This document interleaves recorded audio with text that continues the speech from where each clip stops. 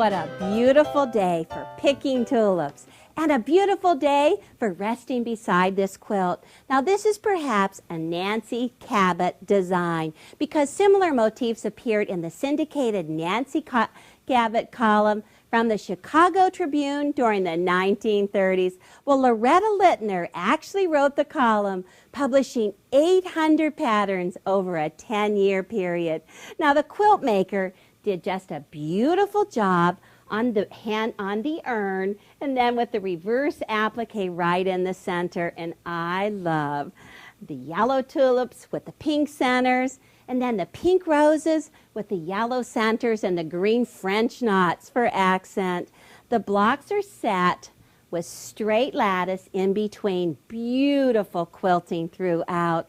And then the border has this continuous vine with tulips and leaves branching in alternate directions. Oh, it's wonderful. It's in excellent condition. Well, in Barbara Brackman's book, Encyclopedia of Pieced Quilt Patterns, you know, I found 126 different baskets. Can you believe that? Well, there were empty baskets. And there were baskets with applique contents. And then there were others that had different shapes in them, like diamond shapes. Oh, just great baskets. Now, this particular basket, Barbara Brackman identified as one from Grandmother Clark. Well, this was from 1933, and you can tell the fabrics are just these bright, wonderful colors, and they say 1933. And when you look at the back, you can see the piecing in it. It's great. And then the pieced baskets are actually made with 10 different squares. Oh, it's just so great. Now, this particular one has 15 piece squares in it. Wonderful fabrics from the 1930s in the bright yellow. And then the basket is actually appliqued to the background square with the buttonhole stitch in it. It's wonderful. Well, this quilt was finished just recently, but it did appear in the Grandma Dexter catalog. And you can see right here, oh, the old catalog was part of the Virginia Snow Studios from Elgin, Illinois. 10 cents for this catalog. Pretty good, huh? Well, this is the actual picture of the pattern right here in that green. Would have been pretty in that green too. And also here it is in black as a pillow front.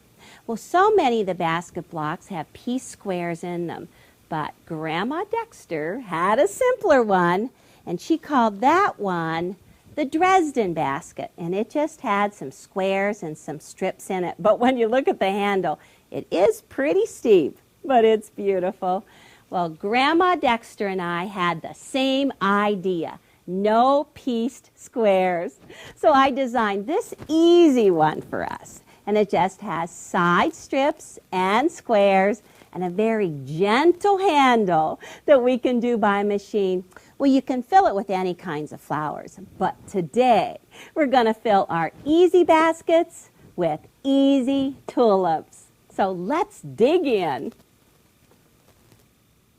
First, I'll show you how to make 4 easy baskets. Then we'll set them together on point and finish those outside edges with miters from this beautiful striped fabric. Ooh, wonderful. Now, I'm working with this lavender basket weave fabric. I want to cut my handles out of this piece. So find the 45-degree angle on your 6 by 24-inch ruler and just line it up with a straight edge like this on the left. Take your rotary cutter, your ruler, and make one 45-degree cut. Now this piece can be used for the rest of your baskets, but then take your ruler and line it up at 1 3/8 inches. Oh, let's see, that is just a little less than 1 1/2. 1 3/8 inches. Make that bias cut, and you would just continue going across, cutting 3 more handles and other pieces for your basket, but actually got mine all done. So take this bias piece, and you want to press it wrong sides together. So just fold it like this, wrong sides together, and just steam press it right along there. And actually, at the same time, you could press pieces for your stems. Those are only 1 1 1/4 inch pieces cut on the bias as well. Boy, you might as well move along and get this all done. So, like magic, bias stems, 1 1/4 inches, all pressed in half. Now the handle goes on a background square that is 13 1/4 inches square, and I already drew on a diagonal line and sewed on both sides of it for stay stitching. That's going to be on the bias when we cut it in half. So once you've got your stay stitching in there, just cut it in half. 1 square is enough for 2 baskets. I'll just set it aside. Now, you need to have your handle pattern. This is what it looks like. So take your triangle from your background, fold it in half, and just finger crease it along the center point so that you can take the handle, line up the dash line on the handle with the fold in your triangle, and just mark that on there. Well, if we've got the handle done, we might as well go for the stems. So just take your placement sheet for the tulip, take your handle piece, put it right on top, get that center, get your handle lined up, and I can just see barely peeking through there that these are the lines for my tulips. Ooh, they are just wind-blown tulips, having a great time. You sew these bias stems down with a 1/4 inch seam allowance. Oh, 1/4 inch and just 15 stitches to the inch will work great. But take your handle piece and turn it so that the point is facing you. If you do it that way, then you'll get it right. Then take this bias strip, line up the raw edges with the left side of the line. I'm just going to make sure I have a little end sticking over right there so I don't run short. Then just drop your 1/4 inch foot. I have this bar right along here, and anchor it and use your needle down. Now once you've got it in there and you've got it anchored, you need to do a little pulling, a little bias stretch on this. So I just hold on to the strip tight as I sew forward and just continue sewing around this. And you just need to pull it just slightly so that when it's coming off the back end, you can see that little bit of a gather in there. Now I'm doing it this way because I am going to go ahead and finish this by machine. It works best if you have this little bit of stretch. So the next step, we'll have it just perfect in place. All right, so that is the handle the whole way around. And whenever we press this, I'll just go ahead and do 1 stem for you. But when we press this, then we're going to just press this in, and then all that ease will just flatten out. So let me take the stem piece. Where's the stem? Over here. Okay, just take a long piece of your stem, 1 1/4 inches wide, and this time I'm going to line up the raw edges of the stem on the inside of the curve on the stem. So just line it up like this. Just drop your foot, stitch, and just a little bit of pulling will put that in place.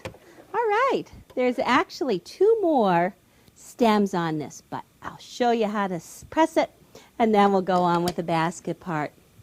Okay, just take this and press it in towards the center of the basket. Do some steam on it so that it lays flat. Ooh, it's looking good. Let me turn this around so I can get this in like this. Now, actually, when we do the flowers, we'll go ahead and sew these edges down, probably with invisible thread and a blind hem stitch, so it just looks like it was done by hand. All right, looking good. How about the basket part of it now? The basket part comes from a number of different pieces. And the first piece is the 7-inch piece. It's a 7-inch square that you cut on both diagonals. And 1 7-inch square is enough for all 4 baskets. So this is going to get it done really quick. Okay, you've got this piece right here. We'll set the 3 aside, but take it like this. You need to have 2 side pieces. They are 2 1/2 inches by 8 inches long, and then you need to have 1 other medium piece. That's a 2 1/2 inch square. Just lay them out like this, and then I like to assembly line sew them together. So I'm going to start right up here. I'll just flip this piece to this, take this piece to this, sew top to bottom right along there. And if you were doing 4 baskets, you would have all 4 of these stacked up and just continuously sew. Still that 1/4 inch seam, let me line that up. Okay. Down along here, grab your stiletto, it'll help you push it through. You have a square edge to match up here. You've just got stitching so far down, you can stop right along here and not go any further. Now take this and you can go ahead, open it up, and this time we're just going to press the seams so that they are behind the basket. Behind the dark part. So actually, if I just go ahead and finger press it, that'll work great. Lift this one over. The seam is going behind the basket. So actually, you'll have this locking seam right here. Crease it well. Take this piece now. We want to match these up. When you flip them right sides together, you've got locking seams. Seams to the basket, seams to the basket. Just hold that tight, wiggle it in there, squeeze it. Oh, and your tongue will help on this one. If you just want to get that a good match, squeeze it in there, stitch right across there. And then once again, you only have to go down so far. Your triangle ends right about here. You can just stop. And that's it. For the top of the basket, we'll just lift this up and over. You see the whole bottom part. Now, when you take this last seam that we just sewed, you want to press this one in towards the triangle because we're setting up locking seams in the next step. So press it in towards the triangle and we'll turn this over. We need to add some more side pieces. They are actually 2 3/4 inches wide by 10 inches long, and they are actually going to fit right along here. We need feet, dark feet. The feet come from a 3-inch square cut once in the diagonal so that when you put them like this and like this, aha, gonna be perfect. So take and flip this one, right sides together, flip this one, right sides together, and I'm actually gonna just match up those squares on the top. We'll have tips hanging over down at the bottom. So match up the square at the top. Got this little bit of a tip hanging out at the bottom. Take the second one, match up the square at the top. Let that tip hang out. It's not a very big one, but anyhow, you do need to have that so you end up with your 1/4 inch seam allowance in the end. And clip your threads. This time, once again, we'll lift them over and press the seam so that it's behind the basket along here. Open this one up, seam behind the basket, and then they're just going to fit right on there like this. And you'll just sew these right along, and the very last step will be a piece that's cut from a 5.5 inch background square. Cut once on the diagonal. You will have equal tips hanging out when you sew that across there. So just let me get that finished. Isn't the easy basket easy to do? You say to yourself, now I have all my piece baskets done. And she shows me this one, but it's going so great. Just check along here. This is the finished one, and you can see the way the seams are matched up. Right here, the triangle comes right up to the edge, and you have that generous seam along both sides, and then from the back side, you can see that the seams are pressed out across the background, down here, across the background. Now, we've got to trim this up. And so take your 6 by 24 inch ruler, line up the 45-degree line along the side, and place the 1/4 inch line, especially if you have a 6-inch ruler, place the 1/4 inch line right along that seam because we want to trim this to a width of 5 3/4. Ooh, perfect. Then just take this and get rid of it. Now when you take the bottom part with the handle, you're going to just go ahead and line up these pieces like this. When you flip it right sides together, these two pieces should be approximately the same size, and you would just pin them and line them up along the outside edges. But first, we have to get our tulips done before we can sew it together. Now the secret to the tulips is the non-woven fusible interfacing. And you want to go ahead and make templates of the tulip, of the large leaf, and then the small leaf. Take the tulip pattern, the template and just place it on the smooth side of fusible interfacing. This is like a 3.5-inch strip. Just line it up like this and trace it with a permanent marking pen. You want to do a total of 4 times 3, 12 tulips along there, and then 4 large leaves and 4 small leaves. Once you've got those all traced, smooth side up, take your fabric. You need to have 3 different flower colors. This is going to be the small leaf, so I'm just going to cut it and take the smooth side and place it on the right side up of the fabric. Center it right on there. We're just going to sew it with a very small stitch, about 1.8, about 20 stitches to the inch. And all you have to do is just sew in the lines. Really easy to do. Now, actually, a plastic foot does not work best on this. It's best to use a metal foot, but this particular plastic foot has a little metal bottom on it, so it just slides right along there. Use your needle down position and just keep on pivoting and turning as you go around here. I'm really just about halfway around. Now, so that you don't see that dark line, it's also best if you sew on the inside edge of the line. Then whenever you turn it, then it'll be underneath. Oh, I am just about back to where I started. And then overlap your stitches from where you started. All right, 20 stitches to the inch, just that tiny tight stitch. Now take a sharp pair of 4-inch scissors and trim 1/8 inch away. Now I don't like to actually do little nips and little clips into the edge of this, so I do a really close trim, 1/8 inch. And once you've gone the whole way around, just take this, get rid of it. Take the sharp point on your scissors and cut a very small hole, about the size of a straw, because now you need, the 2 famous tools, the drinking straw and the ballpoint bodkin. Just take the straw, stick it right up into the tip and turn it so that the fabric is on the end of the straw.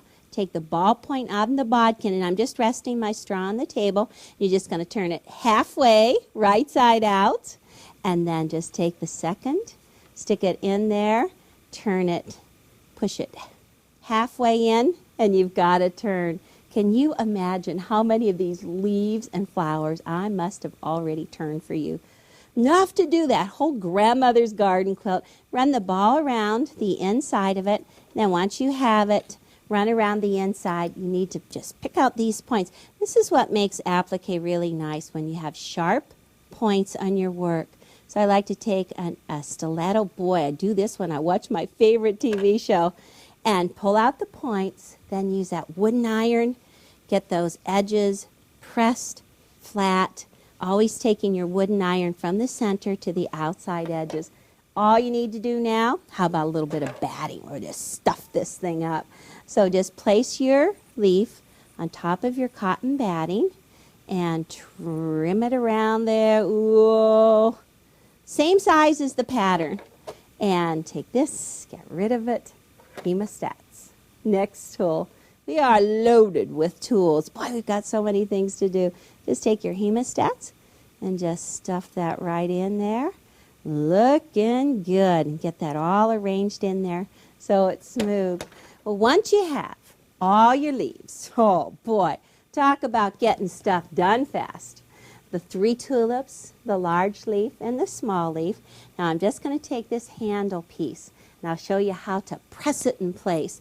Now you've got your choice, because you could do it like this, with the tulips all wind-blown, all having a great time, or you could do them straight and tall like soldiers. The choice is yours. So I'm going to go wind-blown. That's my favorite choice. So I'm just going to put my placement sheet underneath, take my handle, put it on top, and I'm just peeking through. I'm going to place each one of these leaves and flowers right on here. How about the pink one here? We'll put the yellow one up like this. And just take this little purple one and just tip it so that it's covering up both of them. Oh, and just move them around. Make sure they're placed exactly as you like. And then before you press, slip out the placement sheet.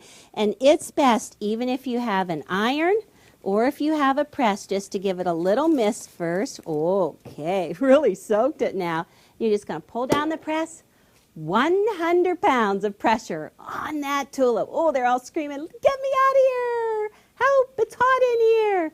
Now when you hear the beep, it won't scorch, but those are all going to be fused perfectly in place. Ah, let's just go ahead. Turn it over quick. Backside, little mist, down again. Looking good. Because if you have cotton batting and stuffing in there, then it's best if you press it from the backside just to hold it in place.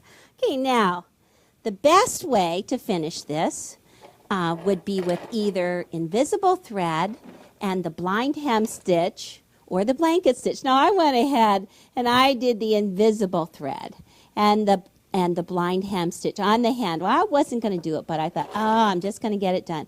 I did it right along here on the handle and then in the other side of the leaves. But if you have something that you'd really like to accent so that you could see the stitching, you could also go ahead and do the blanket stitch. Now in the quilt behind me, I took the colored thread to match the flowers, and then I just did the blanket stitch along the outside edge. And then you could also do some decorative stitching right into the center of the tulip too. So I think I'll just finish this up and I'll sew the top together. I sewed the 4 blocks together and added mitered corners to 3 sides. Oh, it looks so great. Fresh and bright, ready for springtime. Well, to do those mitered corners, you need to have 5.5-inch wide strips, and they are approximately 24 inches in length. Now, I added a folded border. That's a 1 1/4-inch strip, folded wrong sides together, and I just edge stitched it along here. Now, we want to take this triangle right here that comes from a 10-inch square. You see, you have half of a 10-inch square right in each one of the corners. Well, you place that on your strip 7 inches down, and I put a dot 1/4 inch in because that's where we're going to do that miter. So let's just take that 1/4 inch point and start stitching right there. Ooh, let me see. Now actually the folded border is sewn with a seam a little bit less than a quarter, so when we do this next step, then you're going to cover out that stitching. Stitch right down to the end of the triangle, and then once you have it stitched down to the end of the triangle, let's just go ahead and I'll lay it back up here again. Just finger press it so that the triangle is in this direction and the seam is right behind the triangle. Let's get that nice and flat. Take the second piece and then go ahead, mark up with a pin 7 inches up from the end, right about here. Oh, get that in there, and then we'll just take this piece and just flip it right sides together to it again. Match up that pin right along there. Let's fold that back and we'll just get that pin right in there. This time I'll sew from the triangle up. Oh, let's see. This is going good. Now when you do this mitering on this corner, you need to have at least 2 strips. 2 strips that are 24 inches for each of the corners, or a total of 8. You can make your width of your stripe whatever you like. Mine just happened to work out at about 5.5 inches. Oh, let me grab that stiletto. I am getting in here to that 1/4 inch mark, and I am going to just stop. All right, we'll see how well this matches. Now, you could go ahead and take this to the iron, but you know what? I think I'm just going to finger press it right here. Going to lay out the stripe, fold it once again so that the seam is behind the triangle, and take this piece that's on the top, and I'm just going to line up the stripe with the other stripe. See, once you get that lined up, and this basically gets folded at a 45-degree angle. And with these stripes, oh, believe me, you want to look and see how you're getting that matched up. See how well that's lining up along there?